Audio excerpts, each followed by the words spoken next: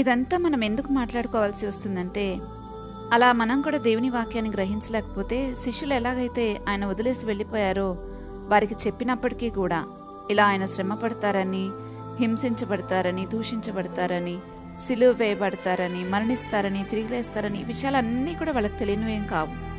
ఒకటి వాళ్ళు గ్రహించలేదు అంతే. గ్రహించలేదు కాబట్టి అవి జరుగుతున్న వేళ ఇది ఇలా జరుగుతుందని ప్రభు చెప్పారు, ఆయన మరణించినా తిరిగి లేస్తారు అనే విషయాన్ని వాళ్ళు గ్రహించలేదు కాబట్టి గుర్తుంచుకోలేక అక్కడి నుంచి పారిపోయిన సందర్భాన్ని మనం చూస్తున్నాం.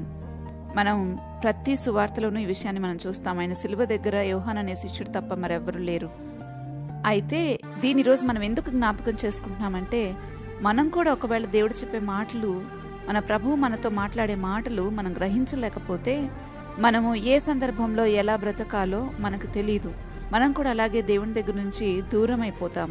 అలా అయిపోయే అవకాశం ఈరోజు మనెంతో ఉంది అన్న సంగతిని ఇప్పుడే మనం చెప్పుకుంటూ వచ్చాం కదా. ఈరోజు అలాగా మనం ప్రభు వాక్యాన్ని గ్రహించలేకపోతే వీటన్నిటి మధ్యలో మనం కూడా ప్రభుని వదిలేసి తిరుగుతాం. ఎంతో బిజీ షెడ్యూల్ నడుస్తున్న ఈ యొక్క కాలంలో మనం కూడా ప్రభుని వదిలేసి తిరుగుతాం. అందుకే మనం ఎప్పుడు చాలా కాన్షియస్గా ఉండాలి.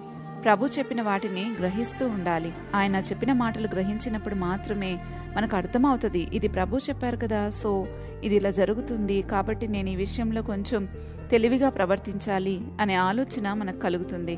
కాబట్టి ప్రతి విషయంలోనూ దేవుని మాటను గట్టిగా పట్టుకోవడం, గ్రహించిస్తేనే అది మనం గట్టిగా పట్టుకోగలుగుతాం. అలా పట్టుకోవడం మనం నేర్చుకోవాలి.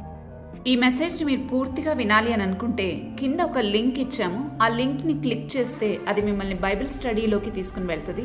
ఆ వీడియోలో మీరు పూర్తి మెసేజ్ని వినగలరు.